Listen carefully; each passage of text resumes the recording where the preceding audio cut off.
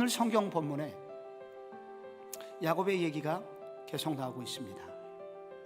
야곱의 외동딸이 세겜 도시로 놀러 갔다가 거기서 추장에게 성폭행을 당하게 되었고, 이 문제를 수습하기 위해서 추장의 아버지 하몰이 야곱을 찾아왔습니다. 우리 사돈이 됩시다. 그래서 이 문제를 덮읍시다.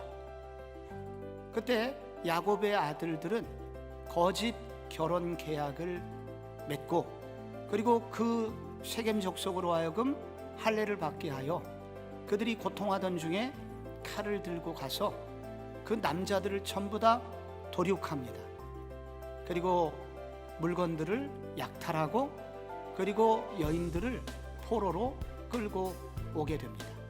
그 사건 때문에 주변 부족들의 공분이 일어나게 되고, 이제 야곱의 일가족은 완전 멸망을 할 수밖에 없는 대위기 앞에 서게 됩니다. 먼저 이런 일이 일어난 이유는 거짓이 활개치도록 작은 죄를 방치한 결과입니다. 이러한 대살육이 일어나기 전에 그 시작이 13절에 나옵니다. 야곱의 아들들이 세겜과 그의 아버지 하몰에게 속여 대답하였으니 이는 세겜이 그 누이 디나를 더럽혔습니다.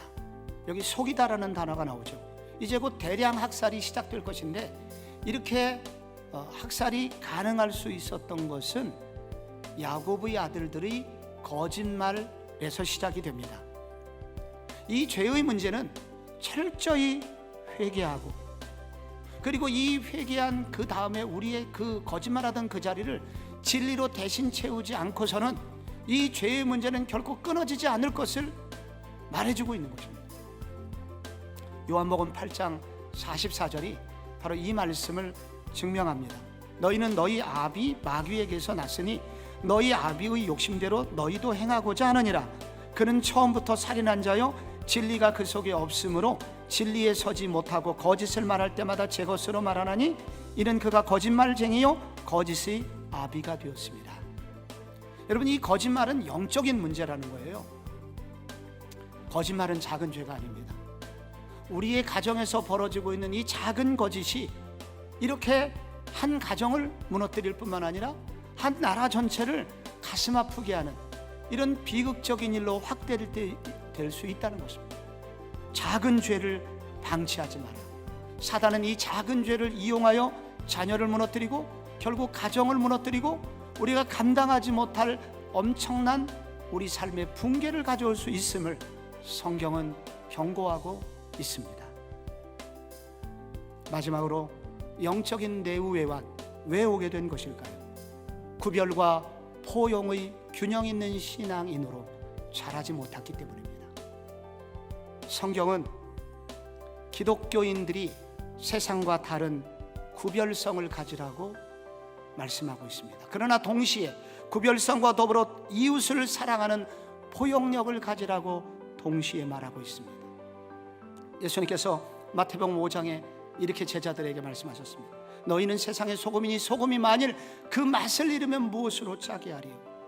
소금은 음식 속으로 들어가야 되듯이 그리스도인들은 세상 속으로 들어가고 세상 속에서 스며들어서 그들 속에서 그들을 섬기는 삶을 살 것을 요구하고 있습니다.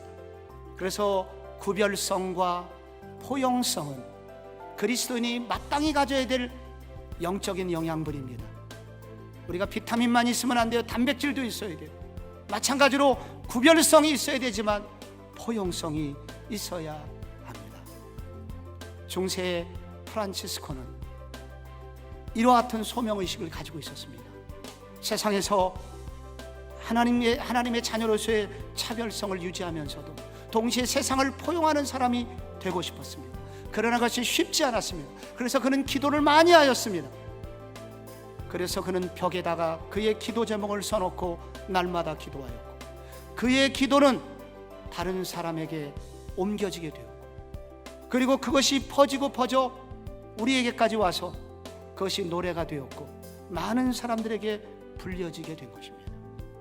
이 길을 걸어갔던 기도의 사람처럼 우리 모두에게도 어려운 시대를 살지만 이 기도가 우리의 기도가 되어서 어려운 시대 갈 길을 잃어버린 것 같은 한국교회와 그리고 우리들 속에 주님이 주시는 분명한 길을 따라 이 새로운 변화를 일으키고 나도 살고 이웃을 살리는 그런 거룩한 성도의 삶을 걸어가시기를 주 예수 그리스도의 이름으로 축원합니다.